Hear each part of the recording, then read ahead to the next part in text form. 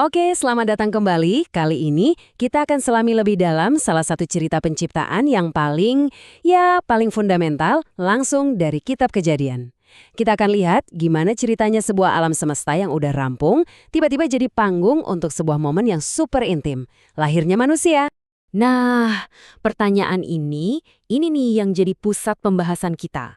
Ceritanya tuh kayak sebuah perjalanan loh, dari skala kosmos yang luar biasa besar, kita bakal turun ke bumi yang masih sepi, sunyi, dan akhirnya fokus ke satu momen krusial yang mengubah segalanya. Yuk, kita mulai aja. Jadi bagian pertama, pekerjaan telah selesai. Uniknya, cerita kita ini nggak dimulai dengan Big Bang penciptaan gitu ya, tapi justru dari sebuah kesimpulan. Sebuah pernyataan, wow, kalau boleh dibilang sebuah deklarasi bahwa semua pekerjaan penciptaan itu udah selesai, tuntas. Di ayat pertama langsung dibilang, demikianlah diselesaikan langit dan bumi dan segala isinya. Kalimat ini kesannya final banget kan? Coba deh bayangin sejenak, semua galaksi, semua bintang, semua planet, itu udah ada di posisinya masing-masing. Karya maha besar ini udah kelar, panggungnya udah siap. Lalu di ayat selanjutnya dibilang, Tuhan, berhentilah ia pada hari ketujuh dari segala pekerjaan yang telah dibuatnya itu. Nah, disinilah poin kuncinya. Kata berhenti di sini tuh bukan cuma sekedar istirahat atau ambil napas ya. Ini benar-benar penegasan. Aktivitas penciptaan udah selesai. Titik. Ini adalah momen istirahat agung. Dan bukan cuma berhenti kerja loh, hari ketujuh ini juga dikuduskan. Apa sih artinya dikuduskan? Artinya, hari itu dipisahkan, dibuat jadi spesial, beda dari hari-hari lainnya. Ini seolah-olah ngasih pesan ke kita, kalau istirahat dan refleksi itu, ya, itu bagian penting dari siklus penciptaan itu sendiri. Oke, sekarang kita masuk ke bagian kedua, bumi yang menunggu.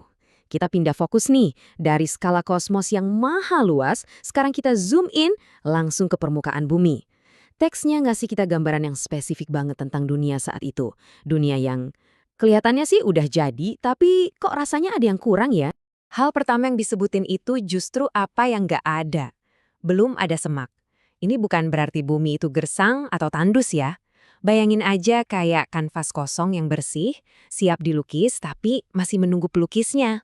Terus yang kedua, belum ada hujan. Ini makin nambah suasana hening, suasana menunggu, ya kan? Sumber air utama buat tanaman, hujan, itu belum turun.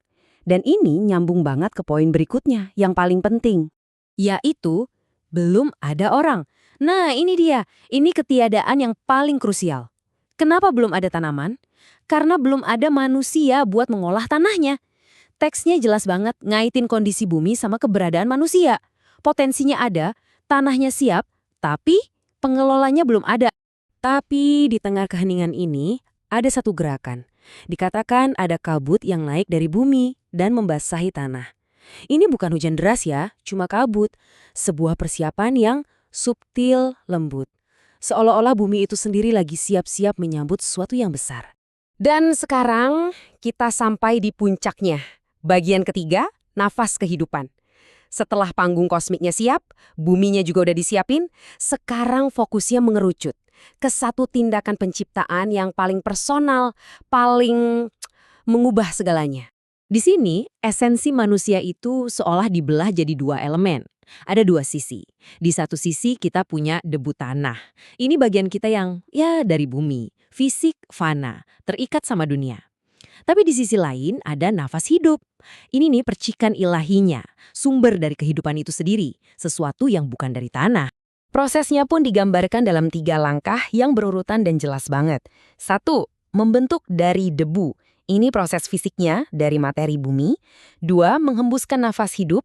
Ini bagian yang paling personal, paling intim. Bukan perintah dari jauh, tapi sebuah hembusan. Dan 3, menjadi makhluk hidup.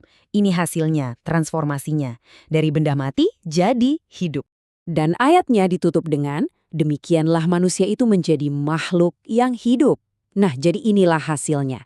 Kombinasi antara debu dan nafas ilahi inilah yang membuat manusia menjadi makhluk yang hidup. Ini bukan cuma sekedar hidup secara biologis ya, tapi sebuah kehidupan yang punya jiwa, yang punya percikan ilahi di dalamnya. Oke, bagian terakhir, makna kejadian ini. Jadi setelah kita ngikutin perjalanannya dari skala kosmos sampai ke satu hembusan nafas, apa sih poin-poin penting yang bisa kita tarik dari cerita yang singkat, tapi dalam banget ini? Ada beberapa hal penting yang bisa kita rangkum ya. Pertama, penciptaan itu ditutup dengan istirahat yang sakral. Jadi, istirahat itu penting. Kedua, bumi itu digambarkan udah siap, udah prima, tapi menunggu seseorang untuk mengelolanya. Ketiga, kita manusia itu adalah gabungan dua elemen, elemen bumi dan elemen ilahi. Dan yang terakhir, dan ini mungkin yang paling menyentuh, penciptaan manusia itu adalah sebuah tindakan yang sangat intim, sebuah hembusan nafas, bukan sekedar perintah dari jauh. Jadi, kita tutup sesi ini dengan satu pertanyaan reflektif. Terbuat dari debu, dihidupkan oleh nafas. Kalau kita ini adalah perpaduan antara sesuatu yang sangat membumi dan sesuatu yang ilahi, lalu apa artinya menjadi manusia? Apa artinya ini buat cara kita melihat diri kita sendiri? Cara kita melihat orang lain dan tempat kita di alam semesta ini? Sebuah pertanyaan yang kayaknya akan terus kita renungkan ya.